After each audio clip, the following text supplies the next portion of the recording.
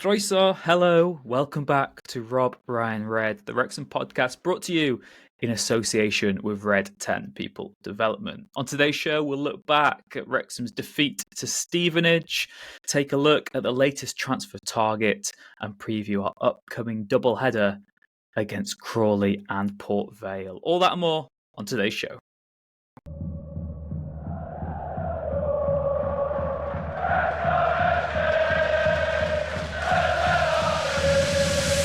Rob, Ryan, Red.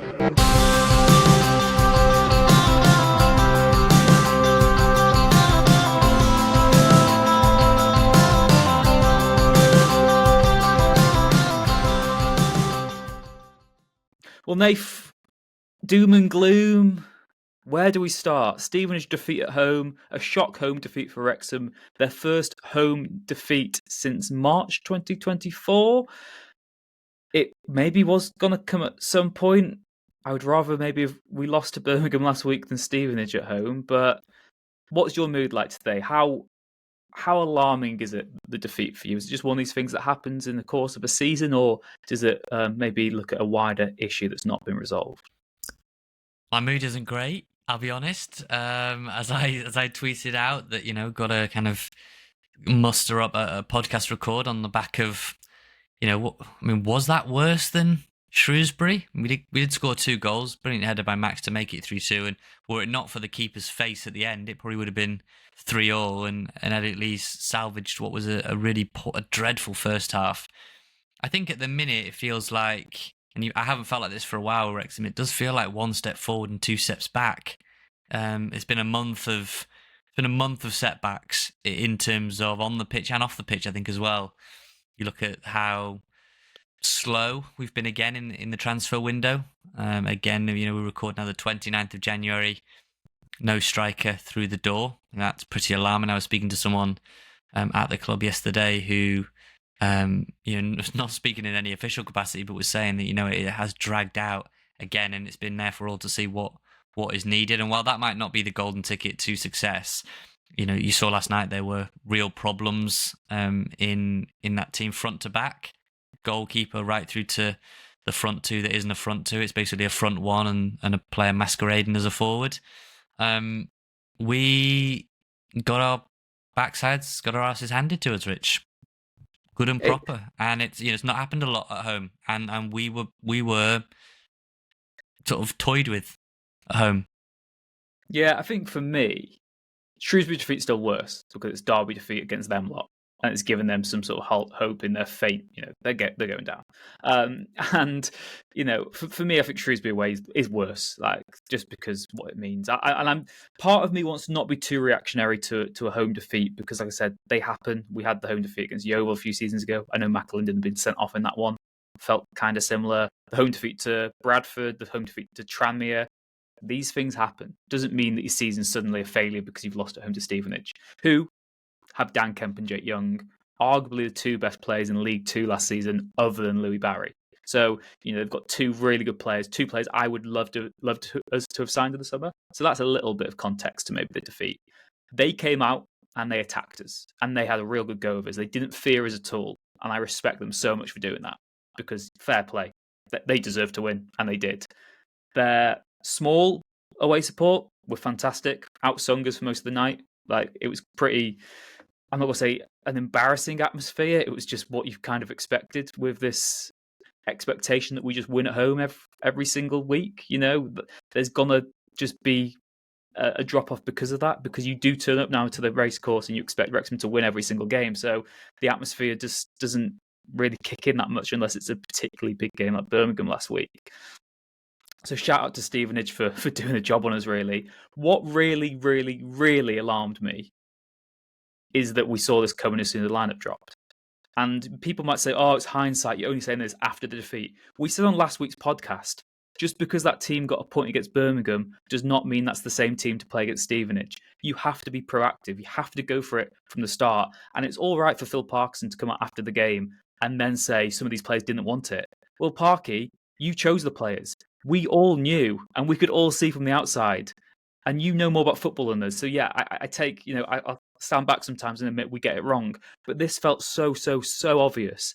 You do not need that midfield against Stevenage because the task is completely different. The onus is not to chase down players and pester them like you did against Birmingham. It's to dictate the play. It's to break this team down. It's to try and get through this low block. And then you look at the strike force. Well, it's not a strike force. I would have concerns about Ollie Palmer and Elliot Lee as a strike partnership in the National League. I wouldn't back them to win us a game 2-3 seasons ago. How has it come to this? How do we have this much money, this much resource, and our two best strikers, Sam Dolby and John Doddy Bodvarton still, and they're scoring goals for fun? It just felt so predictable when that lineup dropped. And, I think a lot of fans felt that as well. I don't think it is us just being reactionary and over the top. As Parker said after the game, I've got no issue with us losing if we give it a go. And on the day, we're just the worst team. But the lineup was just all wrong from the start.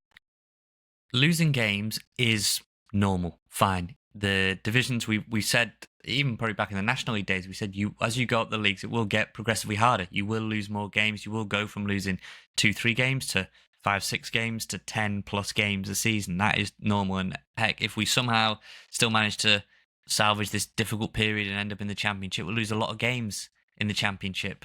That is normal. But it's the manner of the defeats. The Shrewsbury one was really poor. But last night, I mean, the first goal, whether you want to, I don't want to sort of go into specifics on certain players quite yet, but the first goal, he just runs in a straight line, Dan Kemp. Matty James, I mean, we really did part the Red Sea there. Everyone just seemed to run away from the ball. I don't know. I couldn't quite believe what I was seeing. He runs from deep in his own half into our area. No one puts a tackle in. At the end of the day, yes, he's picking the players, and I will comment on the lineup because I did send a lot of text out before the game to say I'm really uninspired by that lineup. I said last week that I wanted Andy Cannon in there. He was dropped from the squad. I wanted Marriott up top with Palmer. I thought Palmer really did struggle, in fairness. Marriott, again, only came on as a late cameo, and Mullin on at half-time with Fletcher. I think the only sort of positive that can come out of Tuesday night's defeat to Stevenage is that we should not see Lee and Palmer up top again for the remainder of the campaign. Not only if we get somebody in, but that should not happen again. Because you've seen there now, it's not... For them too, I wouldn't even say it was a desire thing. I think it's just, it doesn't work. It's not a formula that will breed success. It's not a formula that will generate wins. It's not. It doesn't work. It's too predictable, and it takes Lee out of the game. We looked better when Lee dropped into a midfield role, and it was him making a run from a deeper position that nearly got us the equaliser. How we would have really used our get out of jail free card there. It's look, when a manager calls up players as he did, and that was strong from Phil Parkins, and one of the most ferocious press conferences I've seen him give. And he hasn't needed to give many because we've won a lot of games, we've had back-to-back promotions. You don't need to, check out on players. You don't need to dig them out. But after the Stevenage defeat, he essentially said, he didn't name individuals because he said 2 or 3. Outside of those, players have massively let themselves down tonight, and I'm not going to stand for it. And we will see changes for Crawley, I think. But that lineup, Rich, I looked at it, I said last week, and we're not trying to be, super clever and smart asses now. You can go back and listen. We said last week, put 2 strikers up front and go for a bit of creativity in midfield. Put Lee back into a midfield or take him out, as I said. You said put him into midfield. Don't play James and Dobson. Pick one. We played both. Rathbone, I thought, was better than probably the others, but at what point is doing the same thing over and over again? What do they say? You keep doing the same thing. That's the definition of insanity. Expecting different results from doing the same thing. The definition of insanity, right? So get that on a tea towel. Yeah. But yeah, butchered it, but like you know what I mean? Yeah, what Parkinson said after the game, he said, those 2 goals in the first half were just too easy. We have to get back to doing the very basics on the football pitch well. You still give yourself a platform by fighting and competing all over the pitch, by blocking shots, and we were way off it out there tonight. If you look at the 3rd goal, we have lost challenges and we've not shown enough desire in the final moment to block the shot. We will use the defeat as motivation. I will look closely at myself and take full responsibility for that.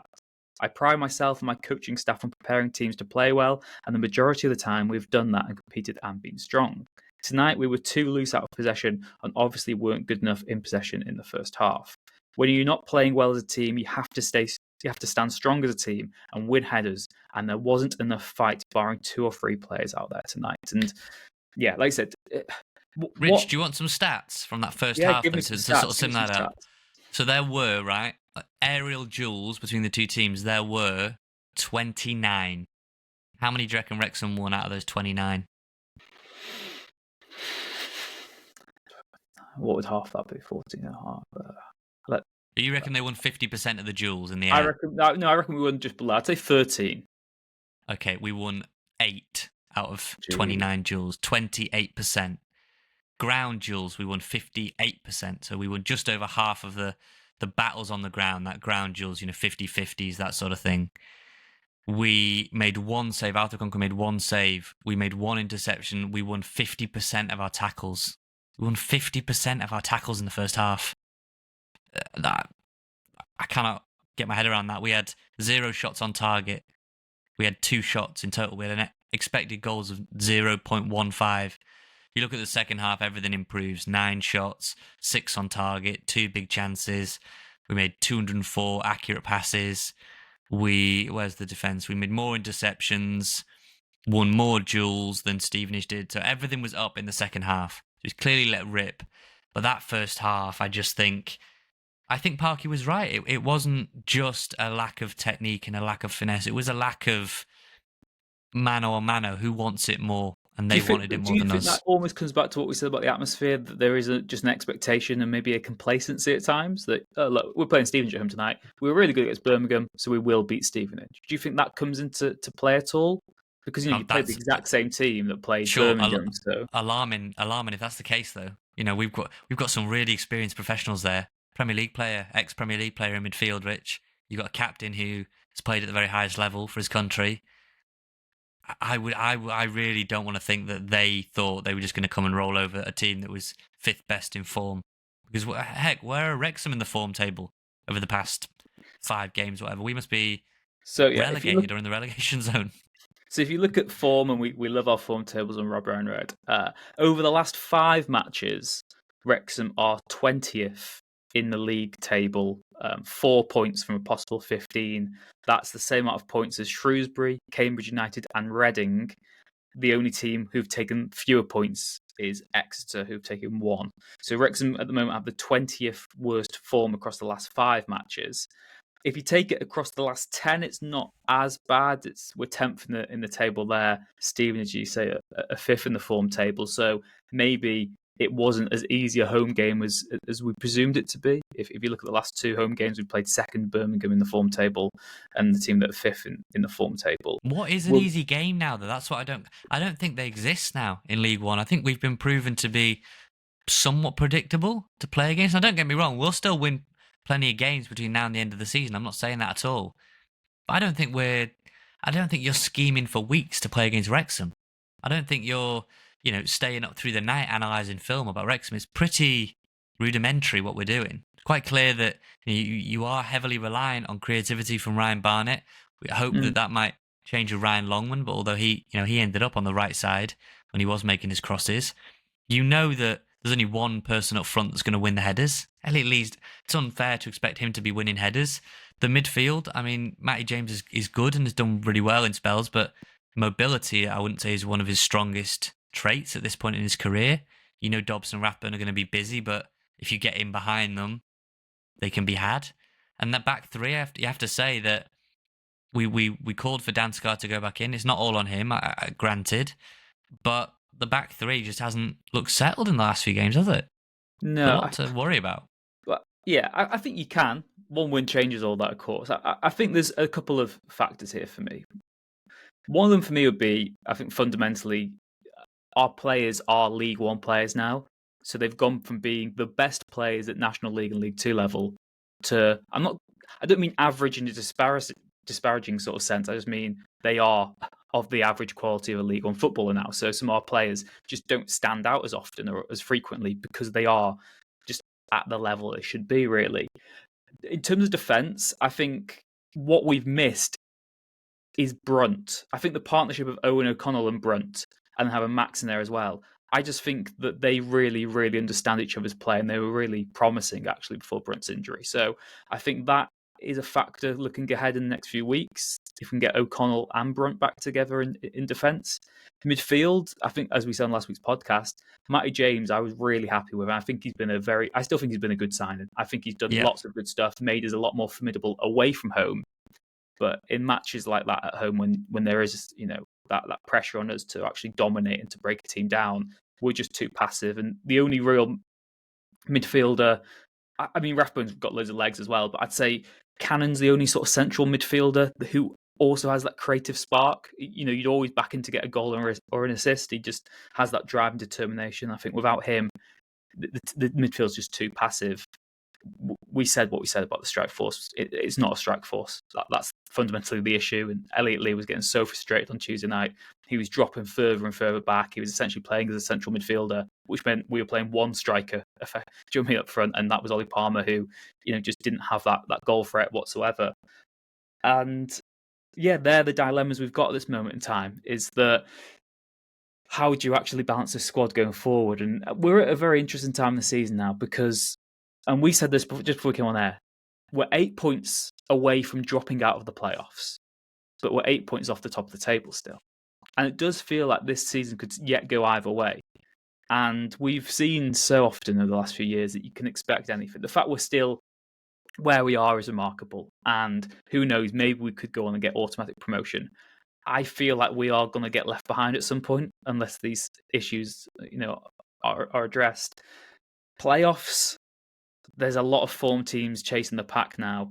If we can hold on and finish third or fourth, then great. If we start slipping to fifth or sixth, we could get caught by the end of the campaign. And that's what worries me because, as we say every single week as well, we did have lower expectations at the start of the season. But if Wrexham would have finished outside the playoffs now, it would be a failure. It really would. Yeah. I don't want to hear, 9th, 10th. That would have been okay at the start of the season. It would be an abject failure to have gone into the January window with better resource than other teams, to have gone in really firmly in the hunt for the top two, which, let's just say it hasn't gone. The season is firmly in the balance in the next few days. It's the 30th of January when this is released. There is time yet to make a move, to make a splash. Other teams are doing it, have done it, have made changes to their squad. It's time for these players to answer the call now. It's time for these players the ones that are there, need to answer the call and show Phil Parkinson that, look, we've had a barren run, 20th in the form guide, 4 points from 15. That's not good enough. That is not going to get Wrexham into the playoffs, not going to get Wrexham where they want to be if they continue that between now and the last day at Lincoln.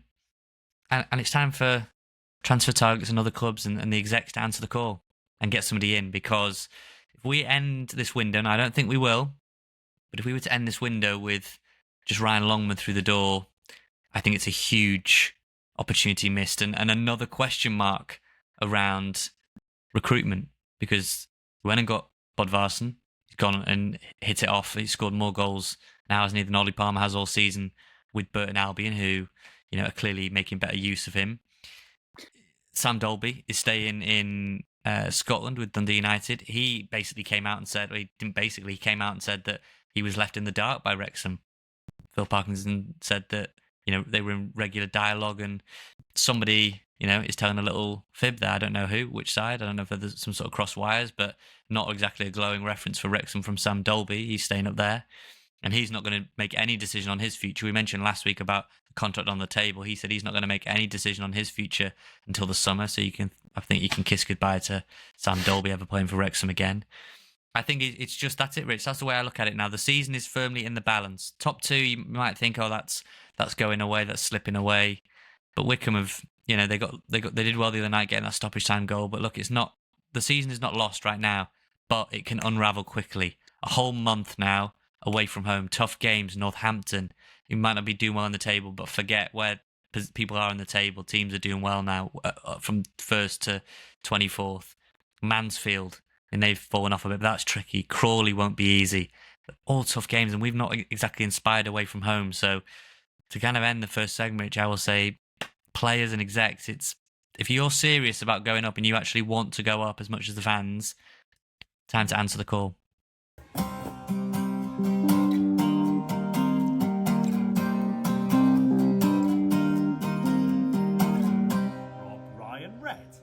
Speaking of answering the call, then, Nath, transfer target, Sam Smith, Reading striker, the latest name to be linked to a move to Wrexham before deadline day. An interesting profile of player, 11 goals this season for Reading. I think he's hit double figures sort of 3-4 seasons consecutively now for quite, restricted teams in terms of his service and attack. So it looks like an impressive League One asset. Looks like 26 years old, a more appealing profile of player than Michael Smith.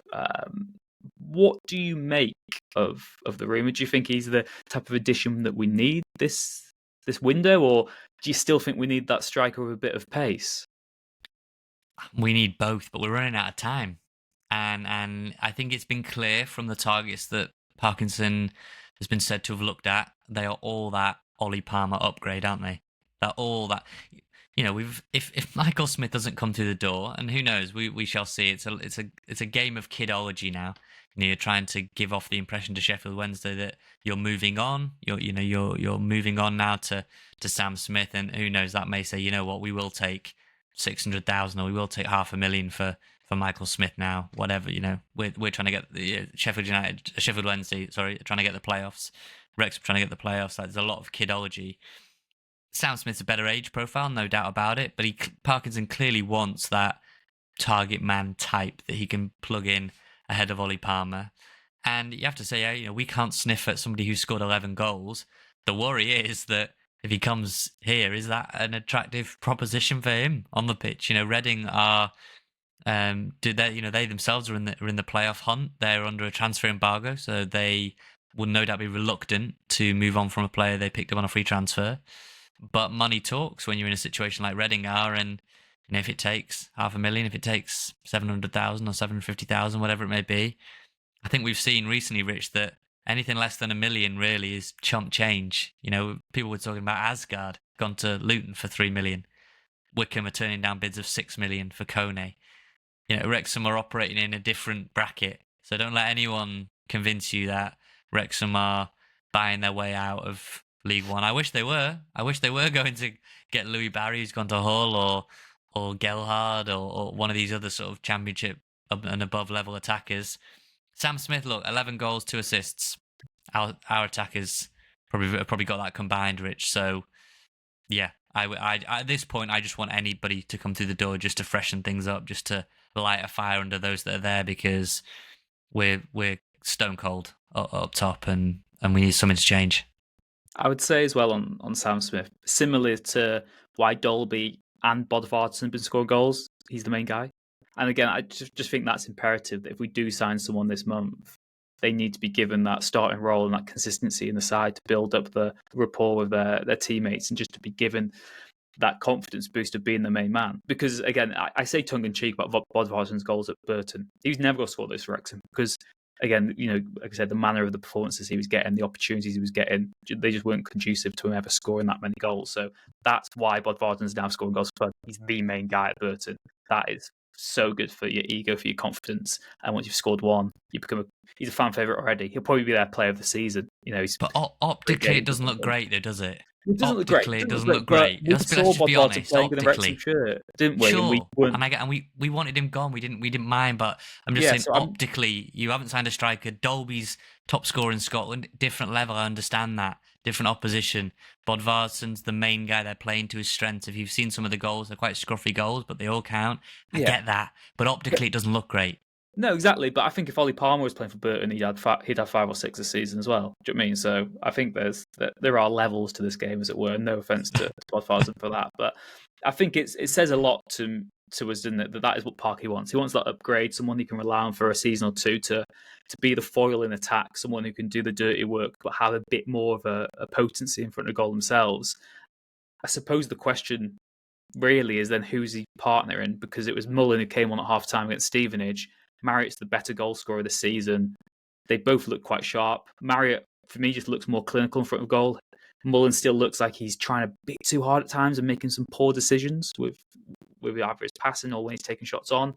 Whereas Marriott, I feel like he just has that know-how, and he's maybe less concerned about having to prove himself this season than Mullen is. What do you reckon? I mean, by the end of the window, what do you think Parky's dream attacking duo is? Do you think it's a new signing and Marriott, or do you think Mullen's still the guy? Yeah, I think, if Wrexham were to end the window with, well, I guess it's got to be a Smith, isn't it? They've got to be called Smith at this rate. It will be a Smith. I can say that Smith and Marriott, I think, would be the go-to. But you know what, Rich? In all seriousness, I know we'll get onto what we're going to do for Crawley, but I would shake things up until that happens. Until you can get one of the Smiths, and God, can we get the entire Smith and Smith? Just get them both Mr. from and big Mr. lumps. Smith, the Mr. and Mrs. Smith, Hollywood Mr. and Mr. sequel. Smith, the sequel. So I would say Smith and Marriott. I think sentiment is telling you that you keep Mullen. Maybe you go back to Mullen and Palmer. I think that things are moving on now. They're moving on quick as well. We're finding out that these teams have figured out how to.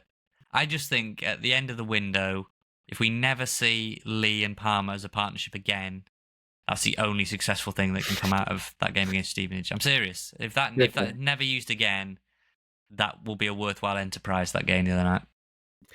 We will say as well at this point, next week's podcast, there won't be a weekend game for us to preview. So that will be, and we promise this time, that will be a post-transfer window mailbag special. So let us know, as usual, what you think of the talking points of this podcast. robryanred@gmail.com. YouTube comments as well if you watch on there. Thank you so much to all of you who do and subscribe over there. Let us know for next week. Get your emails in now. If you've got any burning questions, they could be heavily influenced by what happens in the coming days. Get them in, robryanred@gmail.com, or the contact us button on our website. We will have a proper mailbag special next week. We can assure you of that, to talk through whatever happens in the last few days of the transfer window, and to get your questions answered as well. So let us know. What do you make of the striker situation? Do you think that we are being overreactionary this week? And what needs to change going forward? Can't stop listening to podcasts. Can't stop listening to podcasts. Can't stop listening to podcasts. Rob Ryan Redhead. Okay, Rich, Crawley on Saturday. So you mentioned that we don't have a game the following week, but we do have two coming up now. Crawley away on Saturday, and then Virtue Trophy duties away to Port Vale, the rearranged game on Tuesday night. Go on then, straight off the bat, what are we doing for Crawley on Saturday? Who are you changing? Well, we've just seen Crawley beat Mansfield, haven't we, on Tuesday night? But good. I think they've got maybe the second or third worst home record in the division this season. They are a team who look like they could go straight back down to League Two. I think, we won there last season, didn't we? The Andy Cannon red card. We held on and got that victory. I think this is the game where Parky said he learned a lot about his players on Tuesday night. Whoever's selected on Saturday, that is a show of faith for the manager that he believes you can actually go in and right those wrongs. I think from the start, go Okonkwo in goal, because he had a really bad night on Tuesday night, but he's not a bad goalkeeper and he's much better than Mark Howard. That is just the end of debate. That is just factual. If Callum Burton was fit, I think there would be more of a debate to be had, but he's not. So it's kind of redundant at this moment in time. Yeah. So I'm going Okonkwo in goal. Back three, I'm going Max, O'Connell and Brunt, because I just think that is the most effective as a trio together. They've all got different, abilities and stuff, but I think as a trio, they're the best. You've got to go Barnett and McLean on the wings, really. I just can't see anything other than that. I'd like to see Longman start at some point. I just don't see it happening. So I think it's a moot point to discuss. Midfield, I'm going Dobson as the holding midfielder. I'd like to see Cannon. I don't think it'll be him. So I'm going to go Elliot Lee and Rathbone either side. And then up top, I'm going to have to go Fletcher Marriott, because they're the two best attacking threats we've got. And I think if you play that team, you can go attacking, and you've just got to do what Stevenage did to us. Just go there and actually just take the game to them.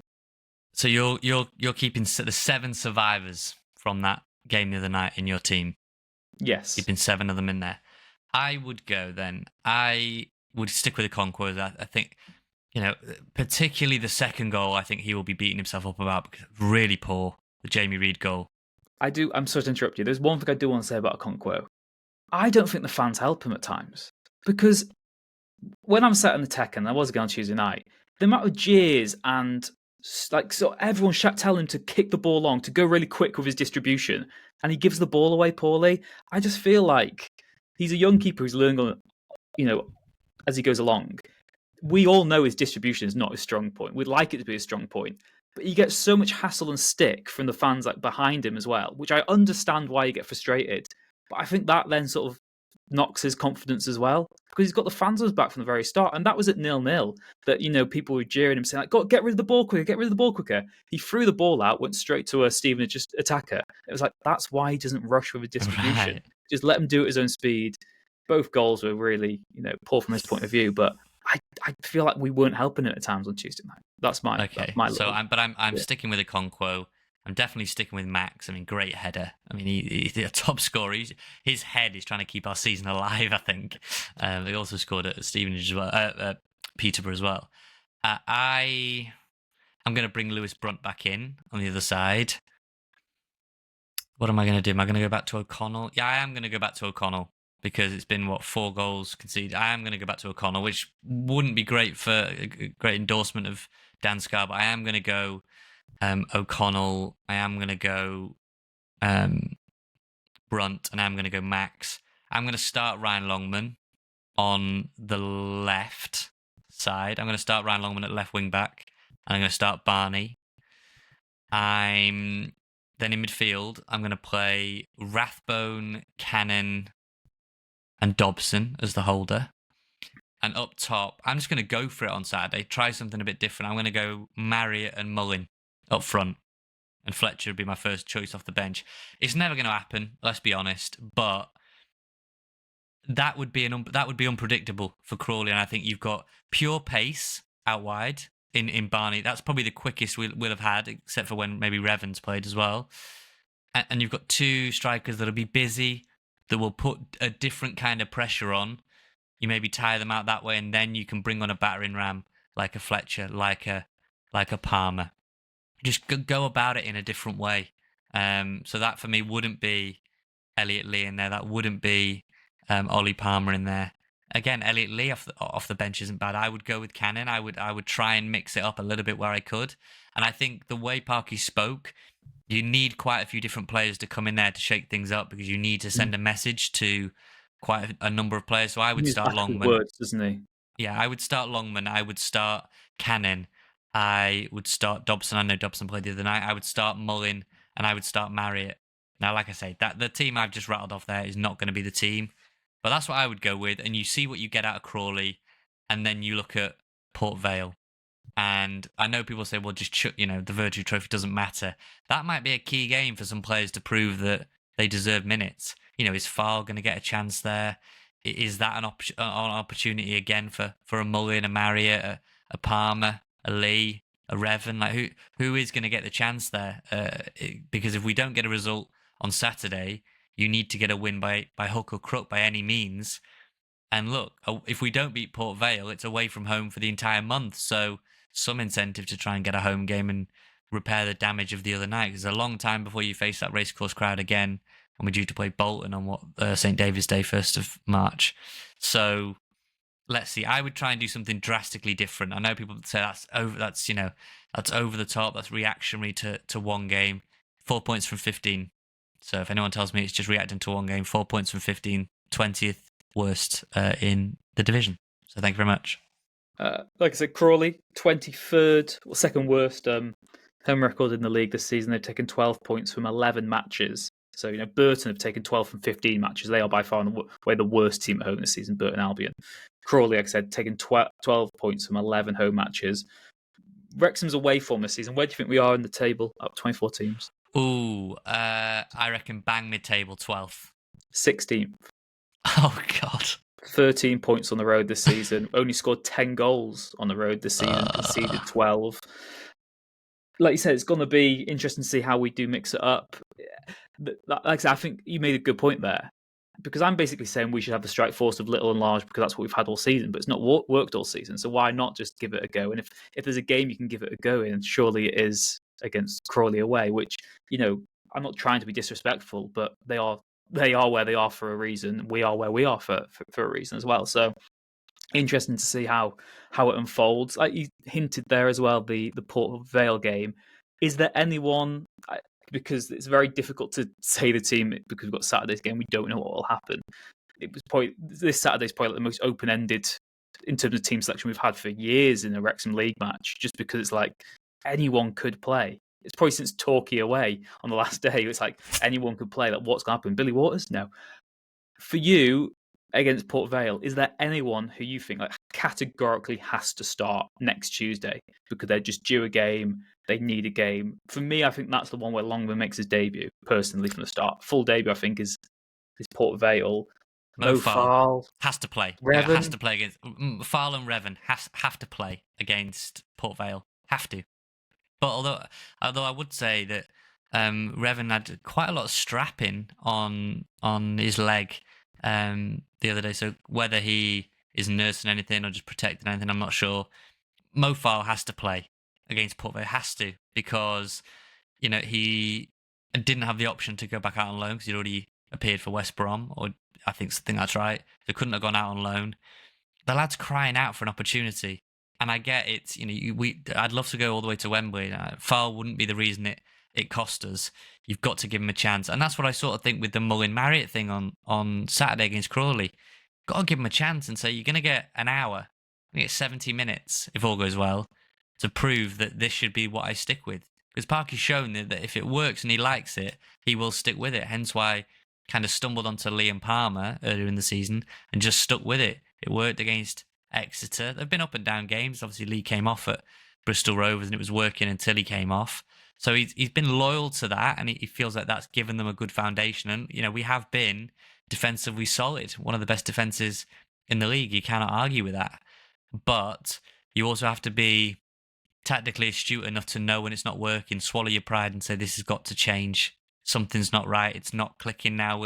We need to try something else. And that might be getting a player. That might be tweaking personnel. That might be tweaking the sort of the shape, not the shape in terms of 3-5-2, but just the way we progress the ball forward and move it about. So much passing in our own half. Got to try and be a little bit more ambitious, and that's why I would go with Longman and Barnaby, just to see what it's like to have a dual threat, a threat on both sides. To go, fine, go and double up on Ryan Barnett. Cool, just give it to the other Ryan Longman.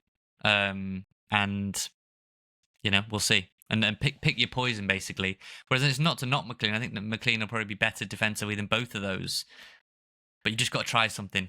And especially with the chance of a ban anyway, I think for one game you can just give it a go and see. Yeah, well, let us know what you think. Like I said, Rob Brown Red on all the socials, robbrownred@gmail.com. And of course, you can get us on YouTube as well. Thank you to any of you who've tuned in there today. Please do like and subscribe if you haven't already. Yeah, disaster pod, Nath. Wrexham only third in League One at the end of January. What has gone wrong? Have the wheels come off? Is it time to sell? Is it time to sack them all? Is it time to get the manager out? It is a disaster. But hey, we're allowed to be upset. We lost at home to Stevenage. Nath, thank you very much for joining us on Rob Brown Red again. Thank you very much. No sort of grand soliloquy at the end this week. I just wanted to rant instead. That didn't work, so I just shut up. But yeah, let's hope for better next week. Let's hope we're one step closer to Wembley. We've got a home game again if we get through to the quarterfinals of the Virtue Trophy. And let's hope that my team, if he does play it, doesn't do terribly, and then I show my lack of ball knowledge. So we'll see. Yeah, I think the best solution would be if Parky plays the team that you said, and we lose like 8-0 this Saturday. That's what I'm saying. That's exactly. Then I will have to be. There'll just be an empty chair. Palmer and Lee should have started. Matty James should be back here. There'll just be an empty chair here for the podcast. People on YouTube will be watching. There's been nobody sat one here. way to get cancelled, isn't it? Thank you very much to all of you, though, wherever you are in the world. Like I said, it's difficult to be level-headed and rational as a Wrexham fan at the moment because we are so spoiled. We are so lucky. Deep down, we're all very happy to be where we are, but we're allowed to be moody this week only. Thank you very much to Red 10 People Development for your continued support of the podcast. Without you, it wouldn't be possible. And thank you to Wrexham-based band Hypnotic for the music, the stings we use in the show. Take care wherever you are in the world, and stay tuned for next week's show. The Wrexham AFC podcast with Nathan Salt and Rich Faye.